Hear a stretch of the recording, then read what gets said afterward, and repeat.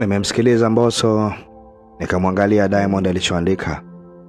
Nikamwona Baba Levo anafurahi, shetani katimiza lengo lake.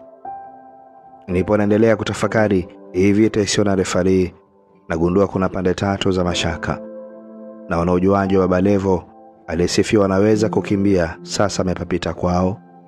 Ukubwa wa kauli yake imeleta madhara ambayo hatukupaswa kuyajua.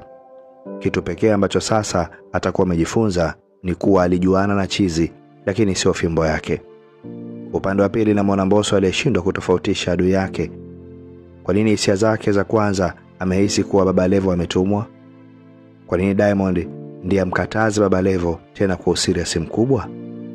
Ni siri zipi chafu anazijua Mbosso kuhusu Wasafi na sasa anajiepusha nazo zisije kumwathiri baadaye? Kwa mtu unayesema utamheshimu mpaka kifo chako, unawezaje kumsema mtandaoni kwa kauli ya kuonewa wivu? Mbosso mlimsikia akisema hivyo, lakini hii kete iliyosukumwa na Mbosso ina utashi ama kajipiga risasi ya mguu mwenyewe? Upande wa tatu namwona Diamond na namna alivyoshindwa kuwa Diamond. Ni kweli maneno haya yamemuumiza kuliko yale ya Konde Boy pale airport? Ni kwa nini kila msanii anayeondoka lazima tofautiane kauli? Ni kweli ana wivu na hapendi yote atajwe zaidi yake? Furaha yake kubwa wanaotoka Wasafi wanatakiwa wakue zaidi kama anavyosema, ama na sura nyingine zaidi ambayo amejificha mimi na wewe hatujui? Kwa nini wasanii wenzie waamini kugombana na yeye ni sababu ya kufanikiwa kwao?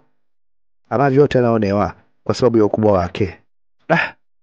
Ni kweli mtu mwenye matunda ndio unaopigwa mawe, lakini vipi kama kwenye matawi kuna nyoka?